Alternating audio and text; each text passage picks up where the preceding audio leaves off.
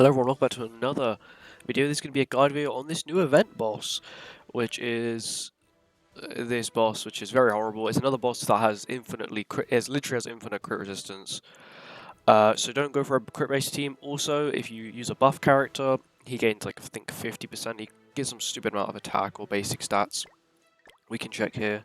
So he gets 10% increased basic stats per buff on the field, so you don't really want to use a buff character. Also, humans do 30% more damage, which is the reason why I'm running full this team. Kyo's Ignites will increase damage. Brynhild is very powerful by herself. Arthur's really just here to buff these two.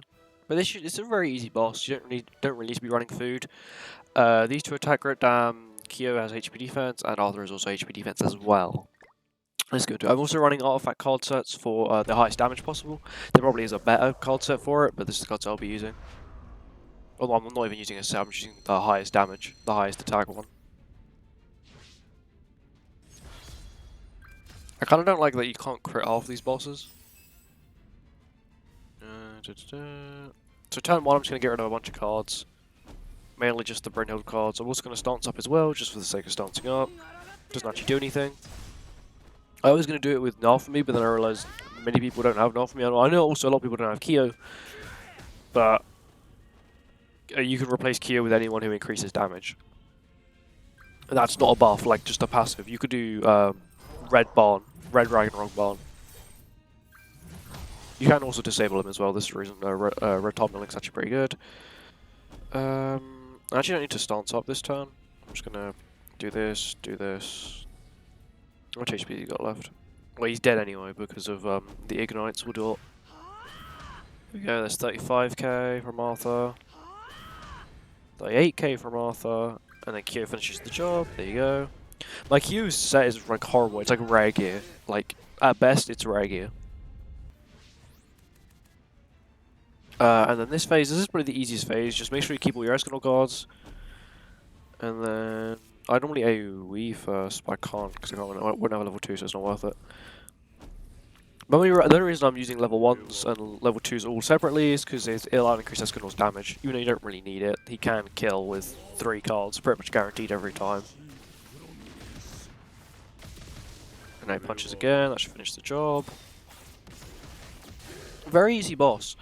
Of course, for a low-level player, a taunt character with Red Tomulik would be very, very useful. For a high-level player, I think you could even probably get away with a goddess team or using Kisner. I don't recommend Kisner because obviously Kisner buffs you to hell, but I definitely, if for a long-time player, this boss is very easy. I do think they need to make a new difficulty for the newer players, the older players who are like very high CC, as it's very boring doing this on extreme. I could literally just stick on auto. Actually, I'll stick on auto now, and then we'll just watch it do its magic. Because it is kind of stupid. The fact that they just need to make more difficulties, because they make all these things to help people increase their CC. For example, the new Constellation system, or I say new, you need to complete Constellation 4, which not even I can do yet, to be able to access this new system, which is kind of stupid, as it doesn't even help new players. I guess they do give us extra GP points when we do get a new character, but that still doesn't really make up for it. The game is going to waste the Escanor card. That is kind of saddening. Thank goodness I pulled 1 million more.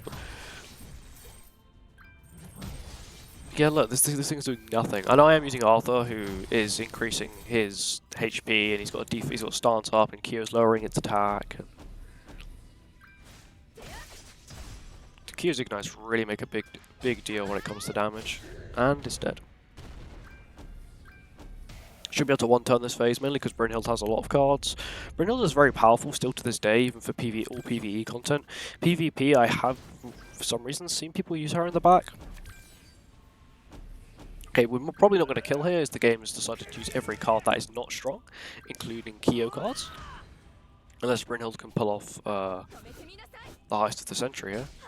Which she cannot. 164k. Does it have damage cap?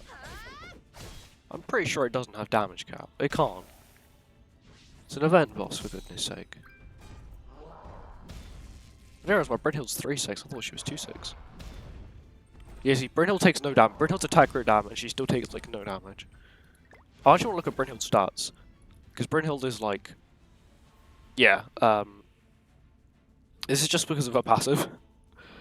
She's getting like a crap ton of basic stats.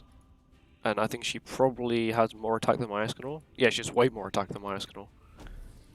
But yeah, as you can see, even on auto, this boss is still stupidly easy.